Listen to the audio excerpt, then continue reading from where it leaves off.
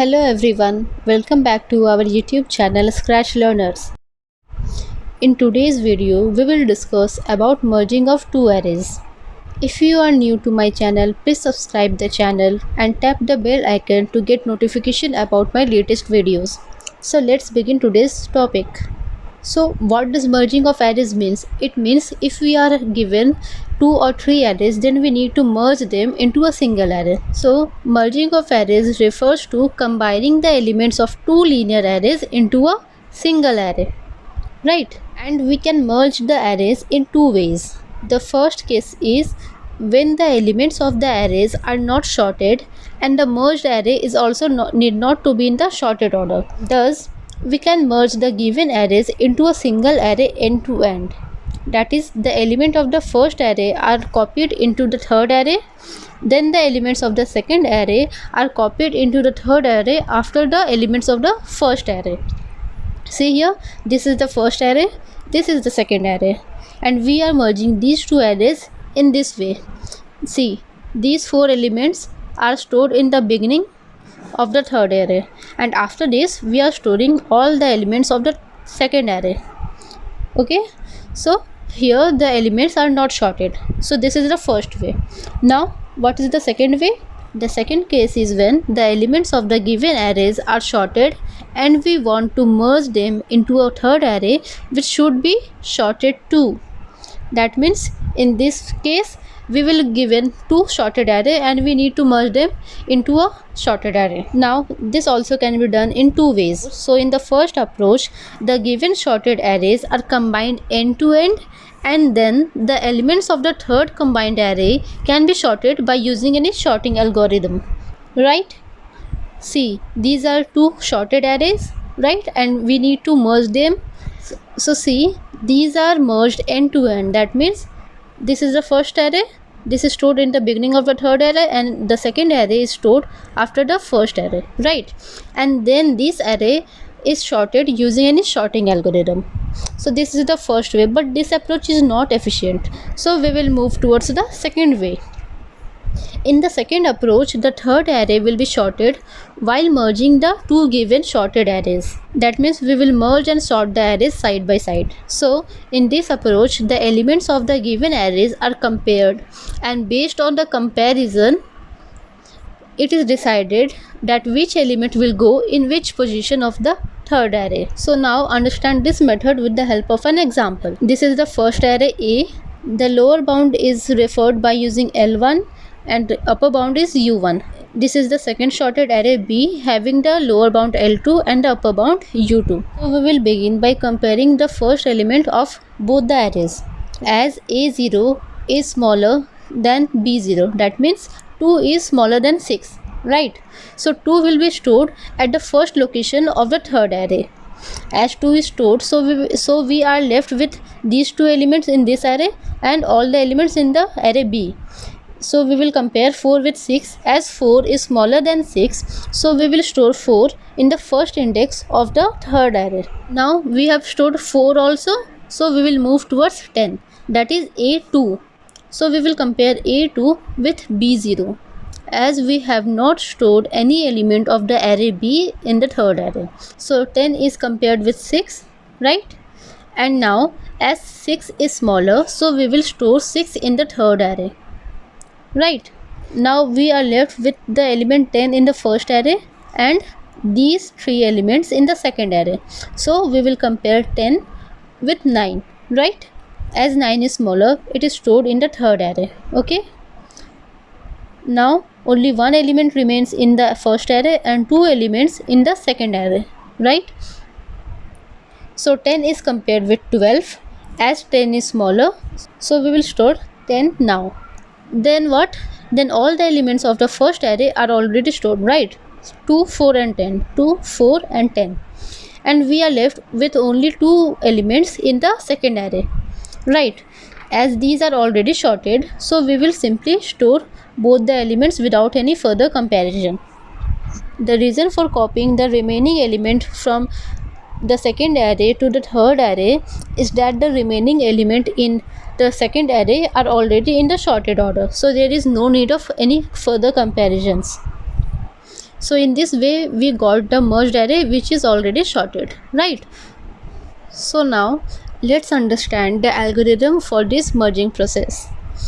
We are beginning by setting the lower bound of the first array in the variable I and the lower bound of the second array in the variable j, as we need to traverse and compare both the array elements. And k is initialized to 0. K is the index of the third array and it is initialized to 0, right? Now while I less than equals to u1 and j less than equals to u2, that means while I reach the last element of the array and while j reach the last element of the second array. So we will repeat these statements. Now if ai is less than bj, that means the element of the first array is smaller than the element of the second array. Then we will store the element of the first array in the third array C. This is the array C. That is the work of this line, and we will increment the value of I and k by 1. Why? Because we have compared the first element of the first array. Now we need to move to the second element of the first array, that's why we are incrementing I, and as we have stored an element in the first index of the array C, so we will increment the value of k to point to the second index of the array. Else, that means if ai is greater than bj, that occurs while comparing these two elements, right? See here, when the element of the second array is smaller, so we will store these elements 6 in the third array, right?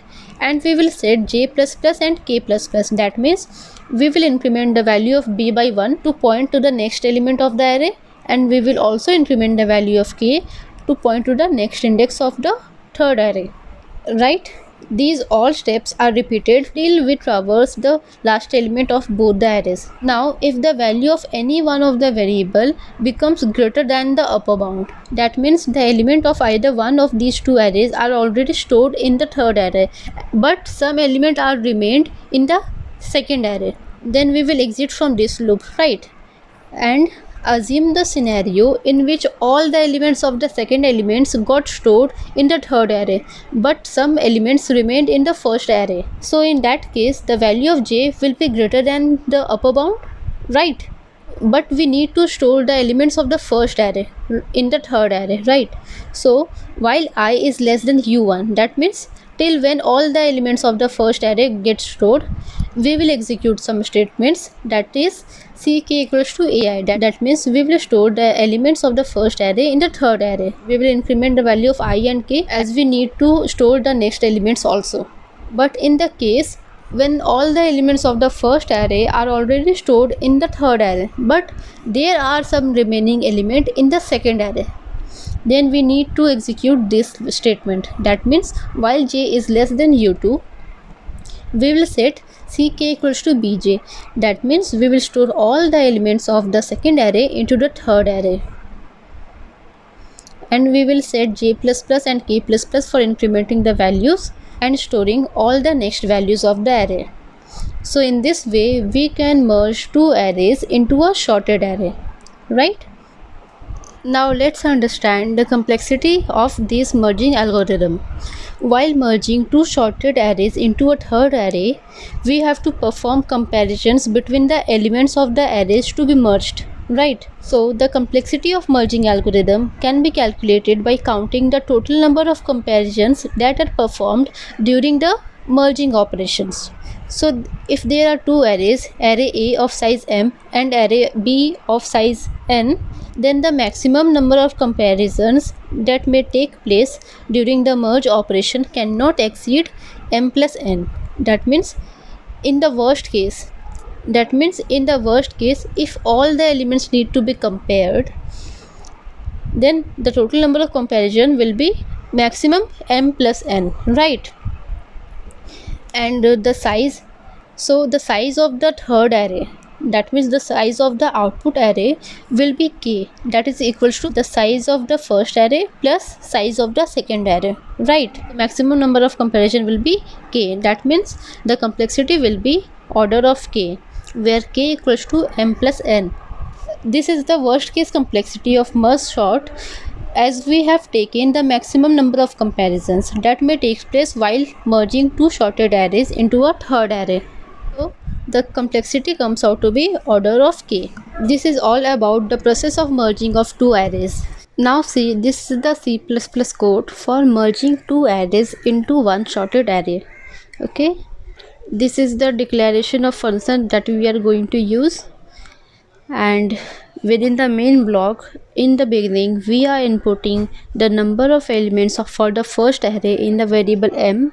Then we are inputting all the elements of the first array one by one and storing it in the array A at position I. Then in the same way we will input the number of elements for the second array in the variable n, and we will input all the elements in the array B at position j. Now we are calling this function merge, and we are passing the array A and B as argument. 0 is the lower bound for the array A, m-1 is the upper bound for the array A. Similarly, 0 is the lower bound for array B and n-1 is the upper bound for array B. And C is the third array in which we need to merge both the arrays. Okay, so let's go to the block of this function. This is the function merge, right?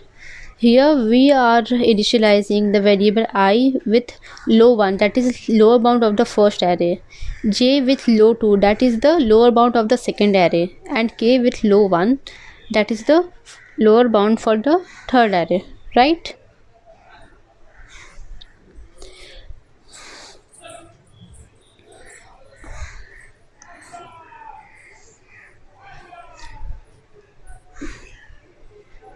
Now see, this is the loop for merging both the arrays. This is the same loop as we have seen in the algorithm, right?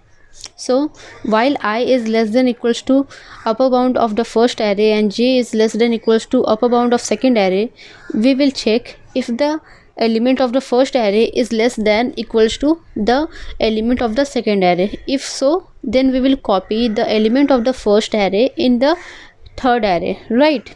And we will increment the value of k and I. Here I am doing this in one statement only. You can also break it down as ck equals to ai and then I plus plus and k plus plus. Okay, else, that is if ai is greater than bj, then what we'll do, we will copy the element of the second array in the third array.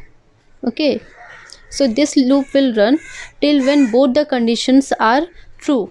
If any one of these two conditions become false, then we will come out of this loop, right? And these two loops will be executed. That means if j becomes greater than up2, that means if j becomes greater than the upper bound of second array, that means there are some remaining element in the first array. So till I reaches the upper bound of the first array, we will store all the element of the first array in the array C, as there is no need of comparison, as all the elements of array are already sorted, right? Similarly, if these conditions become false, that means all the element of the first array are already stored in the third array, then we will execute this loop and copy all the elements of the second array in the third array, right? So by repeating these loops, we will get the sorted array. Now let's run this program. Let the number of elements for the first array be 4 and the elements be 2, 4, 6 and 8. Now the number of element for the second array be 5 and let the elements be, okay, so see here both the arrays are merged and it is in the sorted order. So this is the code for merging two arrays into a sorted array, right? If you are having any doubt, you can comment in the comment section, and please subscribe my channel and like the video. Thank you.